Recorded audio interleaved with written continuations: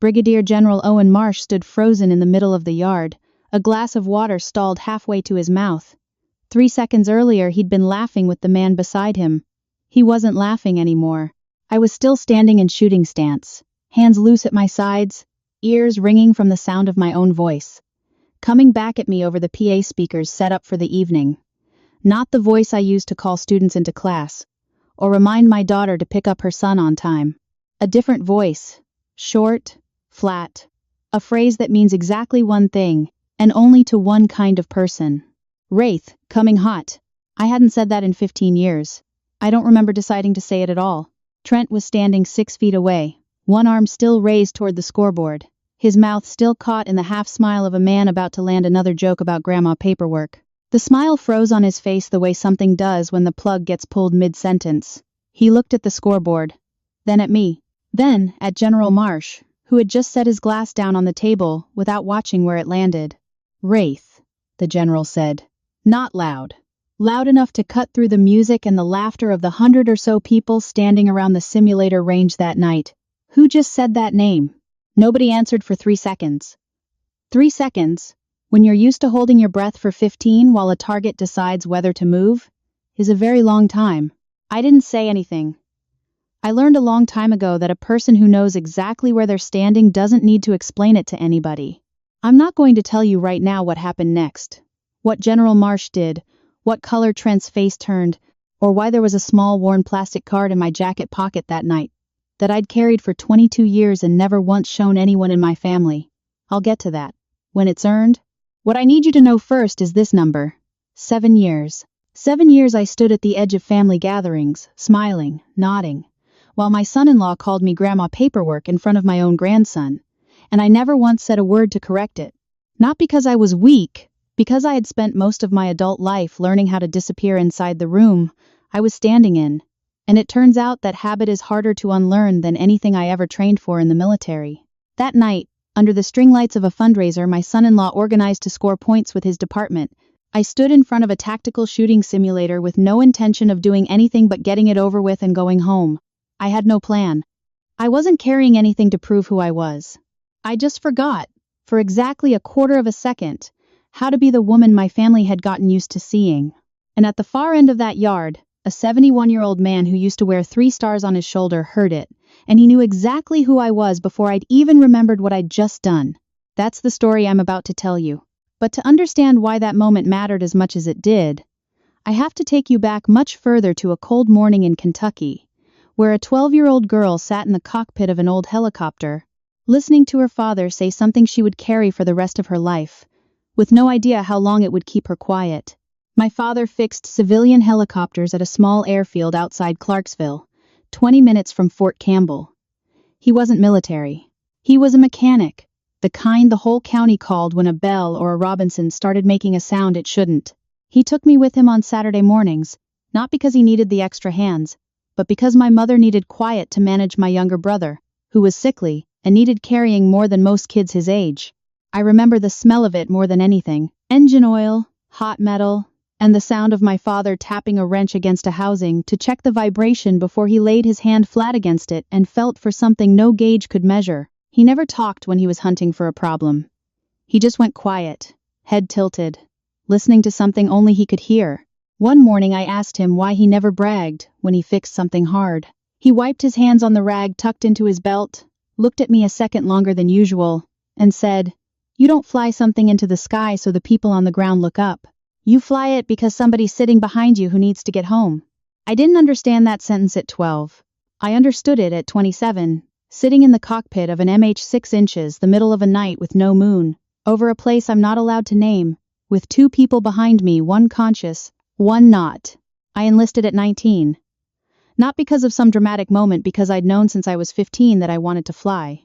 I learned fast enough that my flight instructor, a woman named Carol Jessup, wrote something in my evaluation I've never forgotten word for word.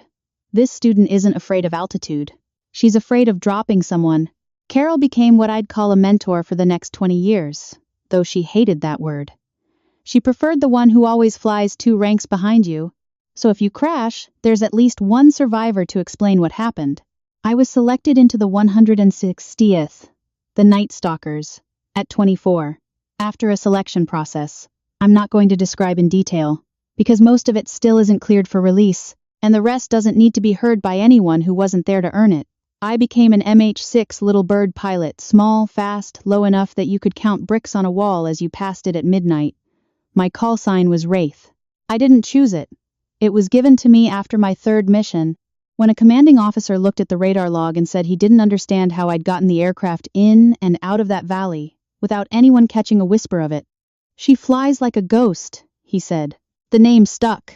I flew over 300 combat missions across my career, most of them in Iraq and Afghanistan, delivering people into places nobody wanted to go and pulling them out before sunrise. At 31, I was awarded the Distinguished Flying Cross with Valor. After a night, I won't describe here beyond saying, I turned my aircraft back into an area still under fire to retrieve 2 men who would otherwise have been left behind. I've never hung that medal on a wall. It sits in a small box in the bottom drawer of my desk, next to a few other things I've also never hung up. I retired at 42, holding the rank of Chief Warrant Officer 5, the highest grade available to a career military pilot, a rank most people outside the service have never heard of and wouldn't understand the weight of if you tried to explain it. I moved back near Clarksville, not far from where my father used to fix helicopters, and I started teaching 7th grade science at a small public school. I teach kids about airflow, about pressure differentials, about why something heavier than air can still lift off the ground, and not one of them knows that the woman drawing diagrams on the whiteboard once flew combat aircraft lower than the roof of their gym. My family didn't know much more than my students did. I want to be clear that I never lied to them. That matters for the rest of this story to make sense. For most of my career, the majority of what I did fell under need-to-know restrictions. Not because I chose secrecy, but because the law required it. When my mother asked what I did in the Army, the most honest answer I could give her was, I fly helicopters, and I'm not allowed to tell you the rest. After a while, that answer became a running joke in the family, Dana and her mystery job, and nobody pushed further. By the time I retired, there was no legal reason left to stay quiet, but by then, the silence wasn't a regulation anymore. It was a habit, and the habit had outlived the reason that created it. My daughter, Mara, grew up with the image of a mother who was often gone, and then a mother who taught school, wore reading glasses, and graded papers at the kitchen table in the evenings. She knew I'd been in the military, the way you know a distant fact, that no longer has a shape the way you know your grandparents lived through some war. True, but weightless. Mara married Trent Kowalski when she was 26. Trent was a lieutenant on the city's SWAT team, tall, broad-shouldered, with a kind of laugh that tilted the whole room toward him before he'd said anything worth listening to. I didn't dislike Trent when I first met him. I was relieved. Honestly, Mara needed someone with discipline, and Trent, at least on the surface, had it. He was up before dawn, ran 5 miles a day, kept his sidearm clean enough to check his reflection in the barrel. I understood that kind of person. I'd been that kind of person. What I didn't see right away was that there's a kind of discipline built on the fear of being underestimated, and Trent was that kind. He needed every room to confirm he was the strongest person standing in it, and in my family, where nobody knew what I'd actually done, I was an empty space he could fill easily with his own reflection. It started small, the way these things always do. The first dinner I remember clearly was an October evening, about 8 months after the wedding. Trent was describing a SWAT training exercise, walking through how his team breached a simulated house, how he'd led them through the front door while backup covered from behind. He told it well.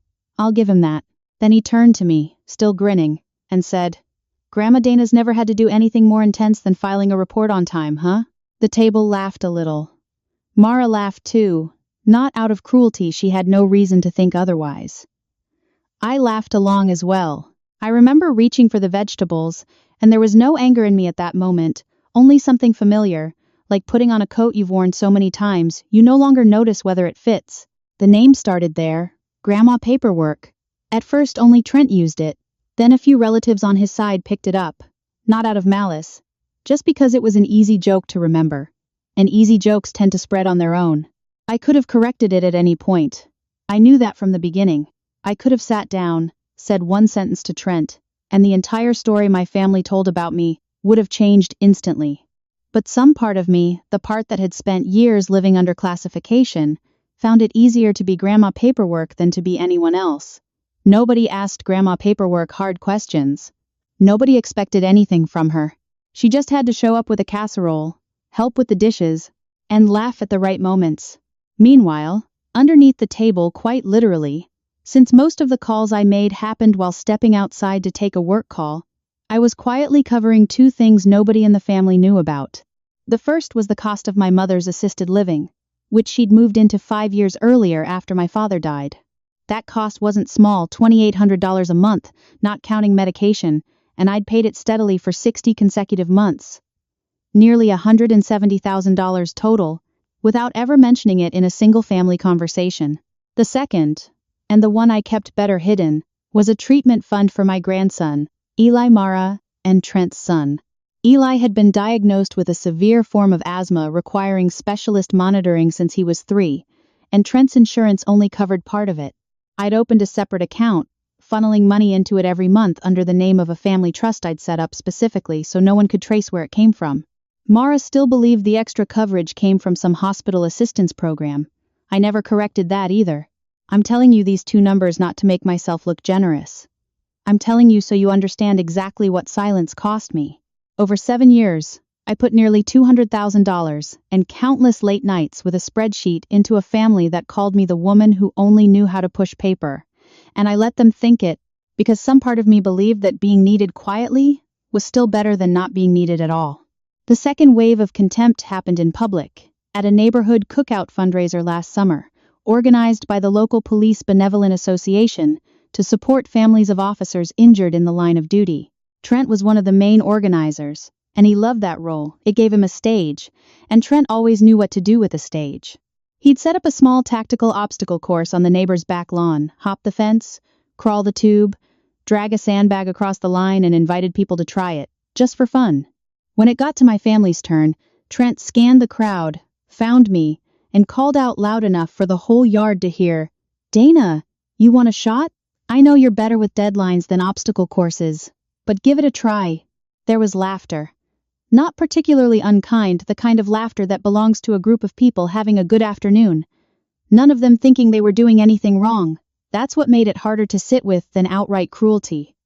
Nobody meant to hurt me. They were just living inside a story I had let them believe. And that story had no room for the real version of me.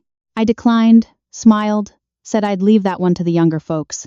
Trent nodded, a flicker of disappointment crossing his face. Not because he wanted to see me embarrassed, I think, but because I'd just denied him an audience he'd been counting on. My grandson Eli, 5 at the time, standing beside me, tugged my sleeve and asked, "Grandma, are you scared?" I told him, "No, baby, I'm just tired." That was the first time I lied to my own grandchild, and I remember exactly how it felt in my mouth, weightless as nothing, and heavier than almost anything I'd ever carried.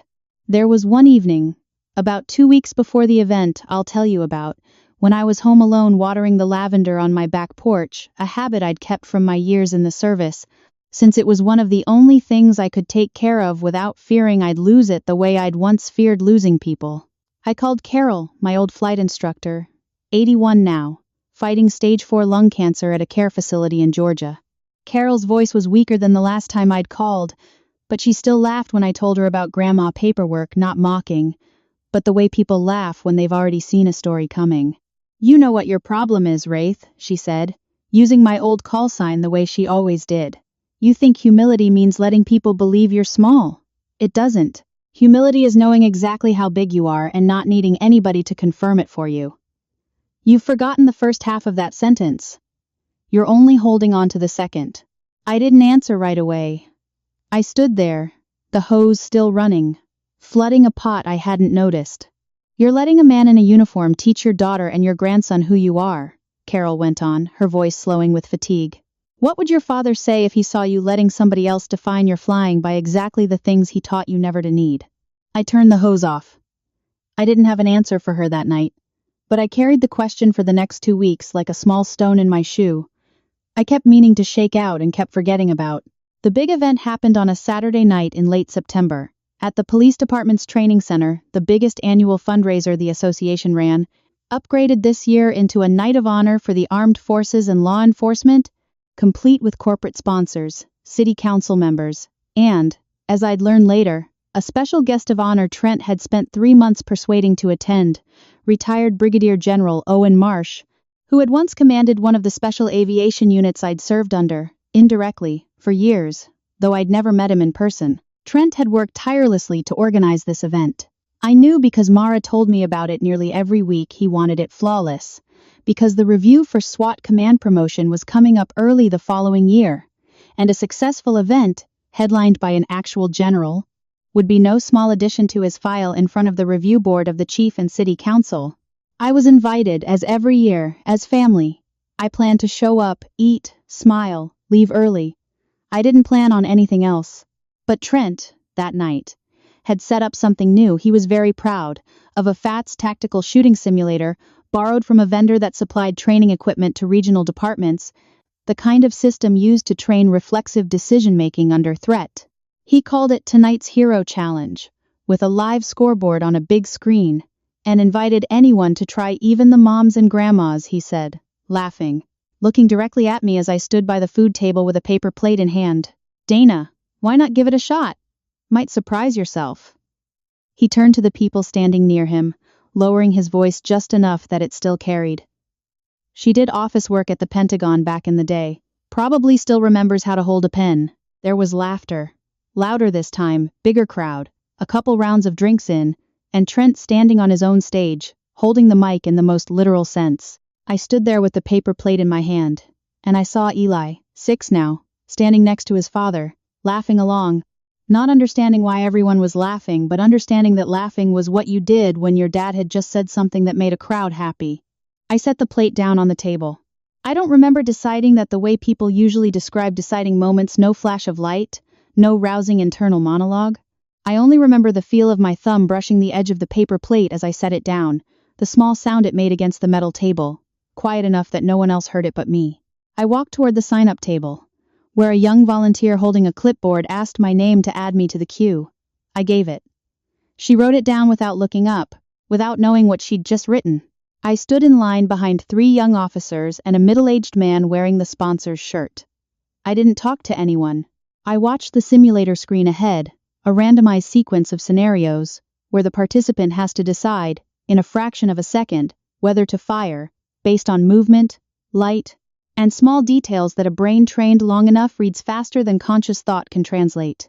I hadn't held a simulated firearm in 15 years, but there are things a body remembers longer than the mind wants it to.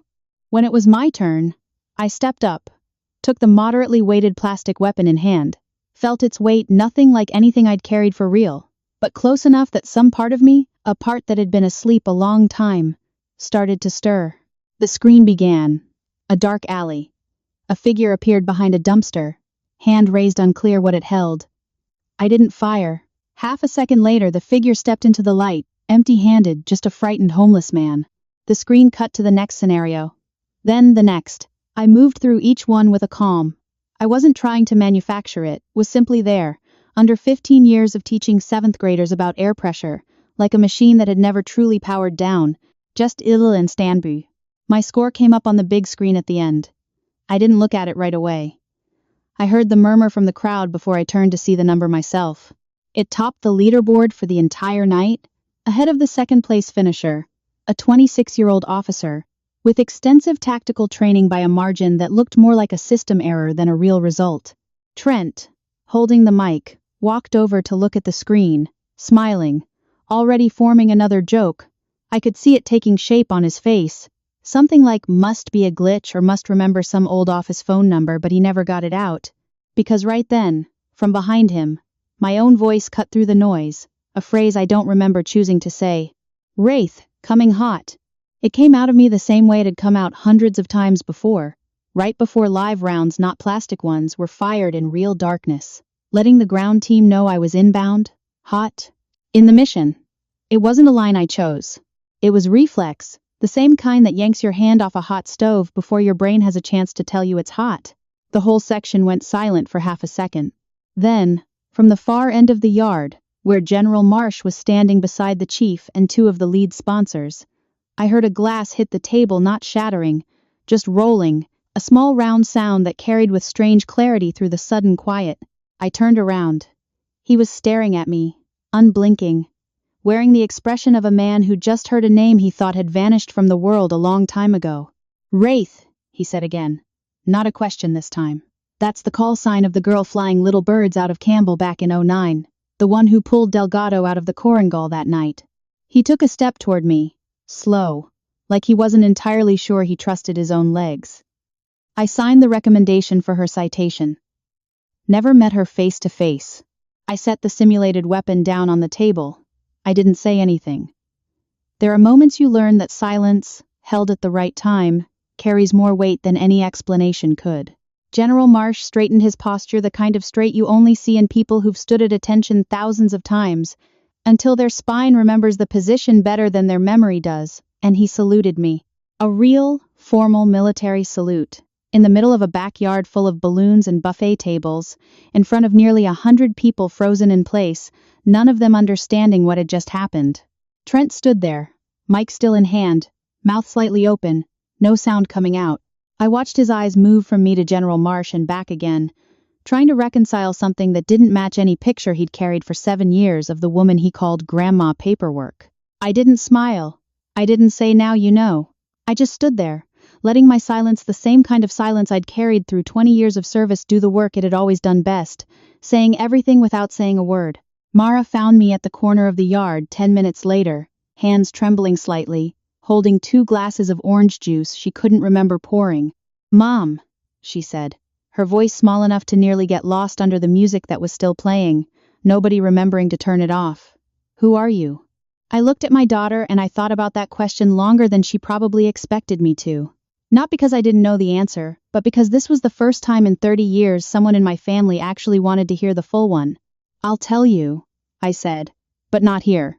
We left the event early.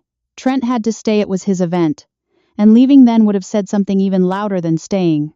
I saw him standing alone near the simulator as we left, staring at the scoreboard still displaying my name in first place, like the number was a question he didn't have an answer to yet. I didn't find out what happened for the rest of that night until a few days later, when Mara told me, her voice still carrying some of the shock that hadn't fully settled. General Marsh, once he'd composed himself, spent nearly 20 minutes talking to the chief and the 3 biggest sponsors, not directly about me, but about what he called a culture of contempt in law enforcement institutions, toward veterans who don't wear their service on their sleeve to prove it. He never named Trent. He didn't have to. Everyone within earshot knew exactly who and what he meant. 3 weeks later, I learned the rest of the story, the part that made everything land heavier than I'd expected. Mara called me on a Wednesday evening, her voice tight in a different way than it had been that first night.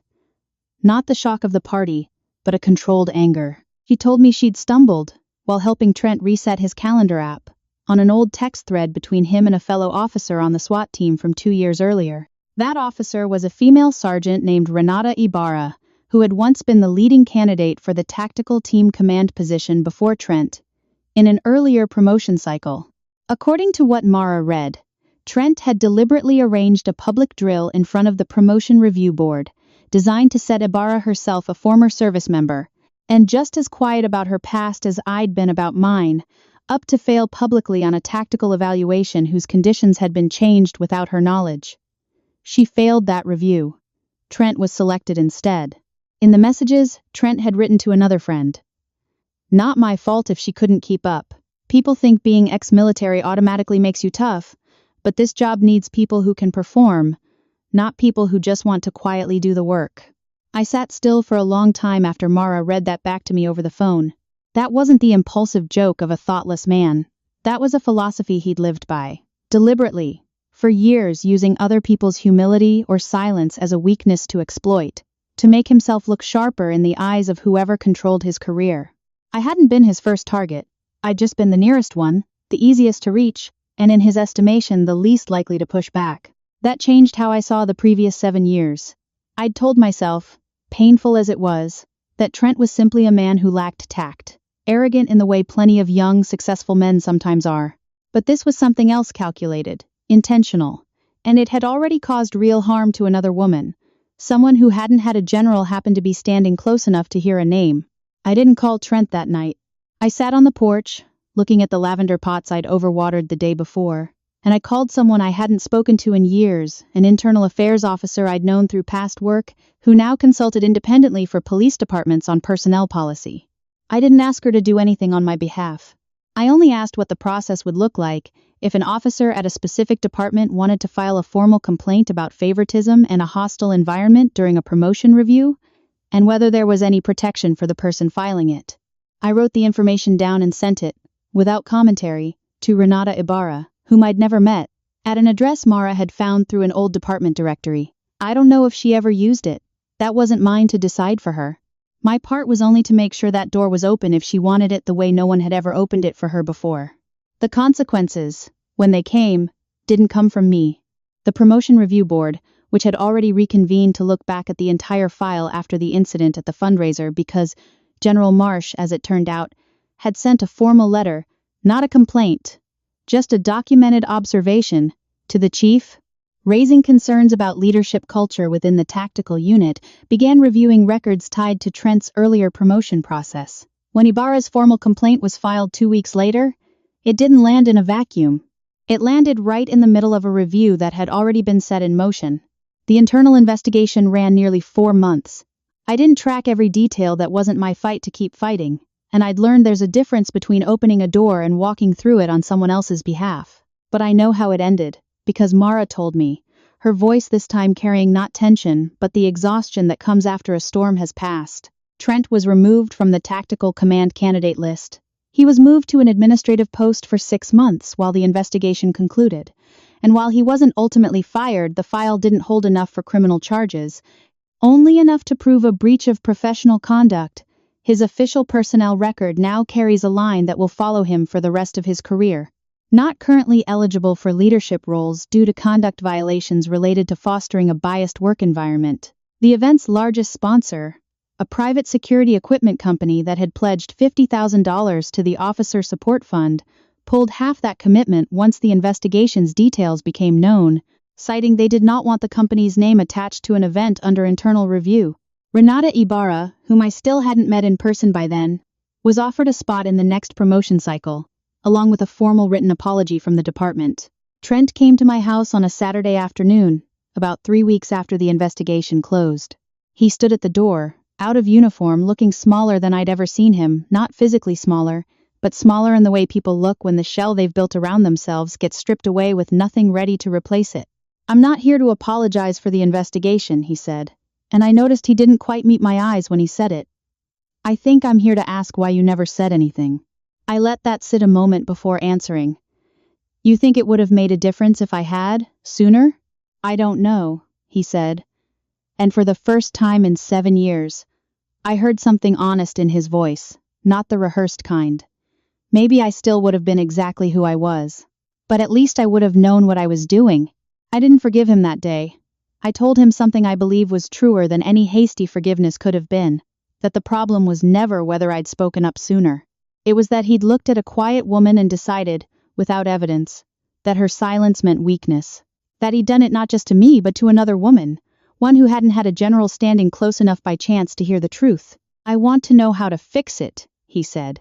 And his voice cracked somewhere in the middle of the sentence, something I'd never once seen from him before. "Then start by asking people who they are, before you decide what they are," I said. "That's all I ever needed from you. Not a medal, not praise. Just one honest question." My mother visited me on an afternoon near the end of October, carrying an old tin box I remembered seeing in my father's closet as a child, but had never been allowed to open. She set it on my kitchen table, sat down, and looked at me for a long moment before lifting the lid. Inside was an old cassette tape, the label yellowed with age, handwritten, "C.J. for D, in case you ever need to hear my voice again." Alongside it was a thin flight logbook, its leather cover worn soft, not mine, but Carol's. "Carol sent this to me 3 years ago," my mother said, her voice shaking slightly.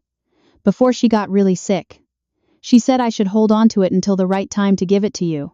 I never knew when the right time was. I'm sorry I kept it this long." I picked up the cassette, my hand not entirely steady. "Why would Carol send it to you instead of straight to me?" My mother looked down at her hands. "Because I was the one who asked her, years ago, not to tell you too much about your job. Back when you were still serving. He sat still. I was scared, she said, and this was the first time I'd ever heard my mother put that word into a sentence after 30 years. Every time you called home, all I wanted was to hear you talk about ordinary things, the weather, what you'd eaten, anything that wasn't about you flying into places that could kill you.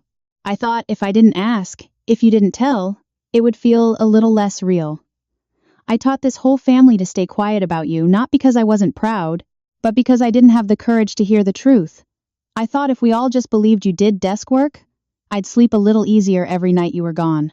Sitting there in my own kitchen, I understood that the silence surrounding my family hadn't only come from me. It had come from both directions. I kept quiet out of a discipline that had become deeply ingrained, and my mother had nursed that silence out of a fear she'd never once dared to name out loud. Neither of us was the sole victim of the story we'd built. We'd both laid brick after brick of it over 20 years together. I opened Carol's logbook that night, alone, after my mother had gone home. On the last page she'd written before retiring, there was a short personal note, not tied to any specific flight, something she'd left behind, maybe knowing that one day I'd read it. The best student I ever taught never needed anyone to tell her she was good. That's what made her good. But someday, I hope somebody tells her anyway, not because she needs it, but because she's earned the right to hear it.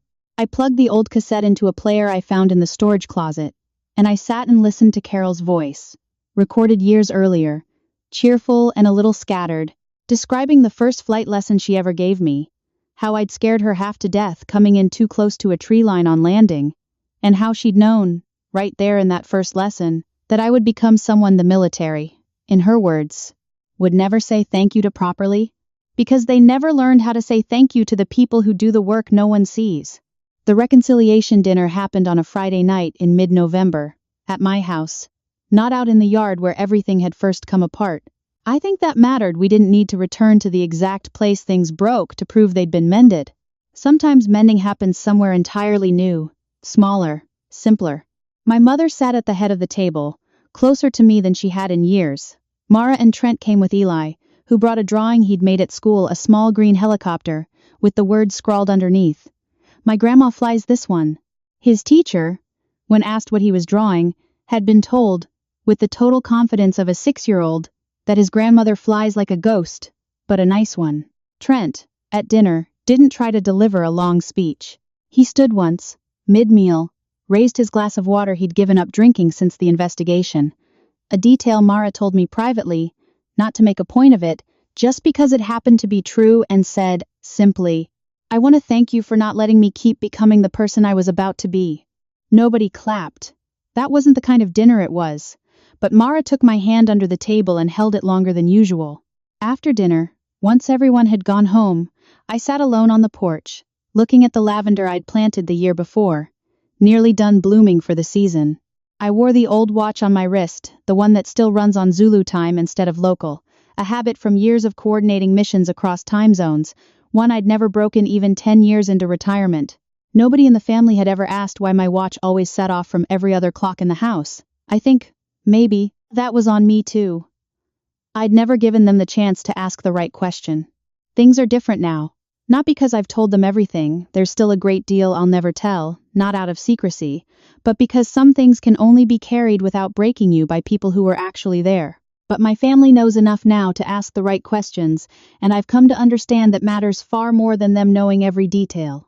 The following Monday, I was back in my classroom as usual, standing in front of 28 7th graders, drawing an airflow diagram over a wing on the whiteboard, explaining why a pressure differential lets something heavier than air lift off the ground. A student in the back row, a boy named Marcus, raised his hand and asked if I'd ever flown in a plane. I looked at him, looked at the whole class waiting for the answer, and smiled. Yes, I said. Many times. I didn't say anything more, not because I was still hiding something, but because for the first time in a long while, that silence belonged to me, chosen, not fled to. There's a difference between disappearing from your own story and simply not needing to tell it all to everyone. It took me a very long time to understand that difference, and I'm still learning to live inside it every day. That evening, after grading the last stack of quizzes, I sat back out on the porch, watching the sky darken over Clarksville, the same sky I used to watch from the cockpit of a helicopter not so long ago, though it feels like another lifetime now. I thought about the question Carol asked me all those years ago, one I never really answered until recently. When does humility stop being a virtue and start becoming a way of disappearing from your own life? I don't have a universal answer for everyone. I only know my own, and it came later than I wanted, after more years than were necessary. But it came. If someone reading or listening to this is standing at the edge of some room in their own life right now, smiling, nodding, letting someone else write the story of who they are in smaller letters than the truth, I don't have a grand piece of advice to leave you with. I only have a question, the one I asked myself on a lot of nights before I found my own answer. Have you ever kept letting someone else define you, not because they were stronger than you, but because you were too tired to be yourself in front of the people you love the most? If the answer is yes, all I can tell you is what I wish someone had told me sooner. The truth about who you are doesn't need you to shout it to have value, but it also doesn't need you to bury it so deep just to keep the peace for someone else. Sometimes all it takes is one moment, a phrase slipping out before you meant it to, one person standing close enough at the right time to hear it, and the whole story you'd believed about yourself for years finally gets permission to change direction. I didn't rewrite my story with a battle. I rewrote it by finally letting it be heard exactly as it always was.